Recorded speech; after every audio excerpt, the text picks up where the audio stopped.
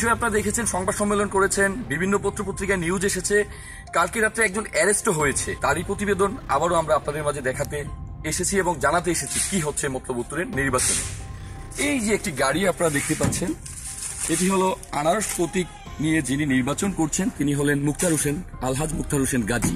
মতলব উত্তরে আনারস প্রতীকের চেয়ারম্যান প্রার্থী গাজী মুক্তার হোসেনের নির্বাচনী প্রচারণায় ঘটনা ঘটেছিল।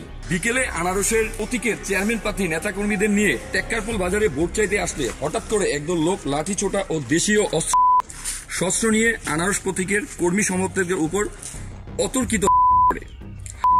আনারস প্রতীকের চেয়ারম্যান প্রার্থী গাড়ি সহ 10-12টি মোটরসাইকেল ও একটি সিএনজি ভাঙচুর করে সন্ত্রাসীরা সব ছিনতাই করে এই গাড়িগুলো নিয়ে যায়। সেই গাড়িগুলো এখনো মতলব উত্তর থানার প্রশাসন উদ্ধার করতে পারেনি এবং যাদের গাড়িগুলো নিয়ে গেছে, যারা এই চেয়ারম্যান প্রার্থী সমর্থক হয়ে এই আনারস প্রতীকের চেয়ারম্যান প্রার্থী আলহাজ মুক্তার হোসেনের ভালোবাসায় সিদ্ধ হয়ে যারা নির্বাচনী প্রচারণা করতে গিয়েছিলেন, ঠিক তাদের গাড়িগুলো নিয়ে গেছে এবং তারা এখনো গাজী মুক্তারের বাড়িতে বসেই একাধিক প্রতিবাদ এবং দাবি জানিয়েছেন গাড়িগুলো উদ্ধারের জন্য। প্রশাসন এখনো গাড়ি উদ্ধার করতে পারেনি, তবে প্রশাসনকে ধন্যবাদ। কাল রাত্রে একজনকে অ্যারেস্ট করতে পেরেছে, সেটি আমি জানাইনি, মতলব উত্তরের জনগণ জানিয়েছে প্রশাসনকে ধন্যবাদ। এবং আরো একটি বিষয় জনগণকে ক্লিয়ার করেছেন যে হামলা হয়েছে প্রতিবাদে যে একজনকে অ্যারেস্ট করেছেন, বাকি আসামিগুলোকে অ্যারেস্ট করার জন্য বিভিন্ন পত্রপত্রিকা এবং গণমাধ্যমও জনগণের বক্তব্য তুলে ধরেছে একাধিক পত্রিকা। এই যে একজন দেখতে পাচ্ছেন মেডিকেলে ভর্তি রয়েছেন আহত অবস্থায়, আরেকজন রয়েছেন মেডিকেলে, এবং এই যে আরেকজন দেখতে পেয়েছেন, আপনারা ক্লিয়ার দেখতে পাচ্ছেন কিনা একটু কমেন্টে জানাবেন। এই যে একজন রয়েছেন মুমূর্ষু অবস্থায় শুয়ে। আরো একটি বিষয় দেখেন, এই যে রক্ত জামাটি ভিজে গেছে, তিনিও হাসপাতালে রয়েছেন। এই যে একটি কোপ মেরেছে দেশীয় অস্ত্র দিয়ে, এই যে প্রায় 17টি শিলি পড়েছে, ওনার অবস্থা আশঙ্কাজনক রয়েছেন ঢাকা মেডিকেলে। এই যে একজনকে হাত ভেঙে দিয়েছেন, তিনিও হাসপাতালে ভর্তি রয়েছেন। এবং আমরা এ পর্যন্ত প্রায় 6 থেকে 7 জনকে বিভিন্ন মেডিকেল থেকে শনাক্ত করে ছবিগুলো নিতে পেরেছি। বাকি ছবিগুলো এখনো আমাদের নেওয়া সম্ভব হয়নি। পরবর্তী আপডেটে দৈনিক আওয়ার বাংলাদেশ পত্রিকায় আপনাদেরকে আমরা আরো জানাবো। এই বিষয়ে মতলব উত্তর থানার অফিসার ইনচার্জ মোহাম্মদ শহীদ হোসেনকে একাধিকবার কল করেও তাকে পাওয়া যায়নি। এই যে মুক্তার হোসেন গাজী, আলহাজ মুক্তার হোসেন গাজী, যিনি আনারস প্রতীক নিয়ে নির্বাচন করছেন, ঠিক তারই গাড়িতে একাধিক হামলা হয়েছে। সেঙ্গাছড় পৌরসভায় তার কর্মীর উপর হামলা হয়েছে, মোহনপুরে হামলা হয়েছে, আর সেখানে প্রশাসন দাঁড়িয়েছিল। আজকে আমরা যে গাড়িটির পাশে দাঁড়িয়েছি, যে গাড়িটি এই অবস্থায় রয়েছে, আপনারা দেখতে পাচ্ছেন যে গাড়িটি ভাঙা।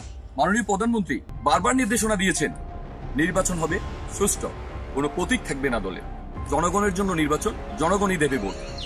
কিন্তু তার ব্যতিক্রম হচ্ছে মতলব উত্তর উপজেলা। মোহনপুরে যখন আনারস প্রতীক নিয়ে প্রচারণায় গিয়েছিলেন, তখন একদল সন্ত্রাসী বাহিনী এই প্রার্থীর উপর হামলা করেছে। প্রশ্ন হচ্ছে, আমরা যতটুকু জানি তিনি একজন আওয়ামী লীগের কর্মী, বর্তমান মতলব উত্তর উপজেলা আওয়ামী লীগের সদস্য এবং জহিরাবাদ ইউনিয়ন আওয়ামী লীগের সভাপতি, সাবেক ছাত্রলীগ, যুবলীগ পোস্টও ক্যারি করেছেন এবং সামাজিকভাবে কয়েকটি স্কুল প্রতিষ্ঠানেরও সভাপতি ছিলেন, বর্তমান রানিংও রয়েছেন একটি স্কুলের সভাপতি। কালকে আপনারা দেখতে পেয়েছেন একটি সংবাদ সম্মেলন হয়েছে।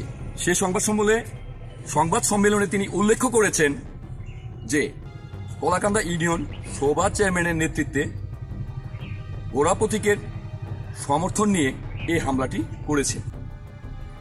দর্শক, আসলে এই বিষয়টি কেন বারবার ক্লিয়ার করতে চাচ্ছি আমরা, এখানে প্রশ্ন উঠেছে, মেরে ফেলতে চাচ্ছে আলহাজ গাজী মুক্তার হোসেনকে, নয়তো এই অস্ত্র নিয়ে 15 জন নেতাকর্মী আহত হতো না। সামনে আপনারা যারা আহত হয়েছেন তাদের ফুটেজও দেখবেন।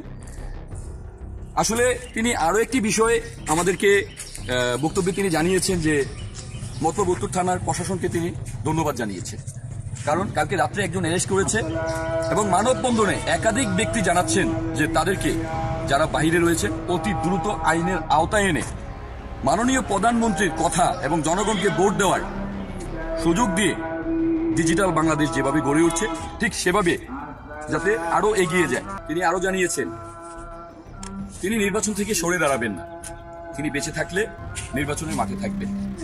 সেটি আমার কথা নয়, আলহাজ মুক্তার হোসেন গাজী, যিনি আনারস প্রতীক নিয়ে মাঠে রয়েছেন, ঠিক তিনি জানিয়েছেন আপনাদের।